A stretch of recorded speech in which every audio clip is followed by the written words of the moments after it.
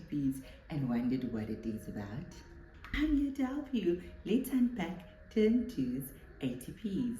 The theme is My Family. We'll be talking all about my family, how families are made up, etc.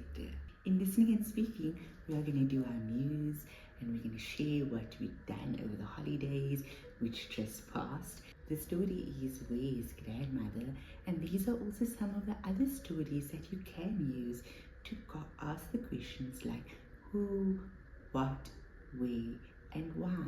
We are going to do a retelling of 2 key events. That will be like your news when you're sharing your news.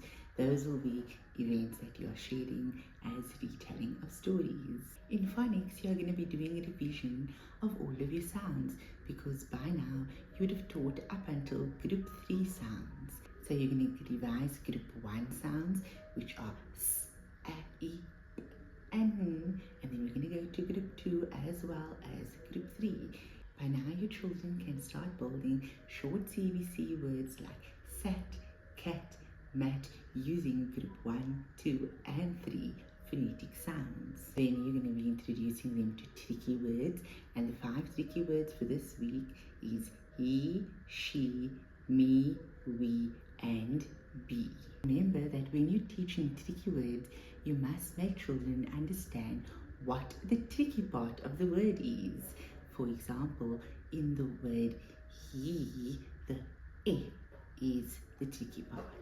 Before moving on in phonics, you want to do lots and lots of revision and activities where you know that your children knows group 1, 2 and 3 sounds, because in group 4 when we start meeting digraphs, it does become a little bit more tricky. For shared reading, you are going to be doing the story again, Where's Grandmother? And you're going to get your children to predict what could happen at the end, and you're going to get them to talk about that as part of listening and speaking. That is the wrap up for week 1 of term 2.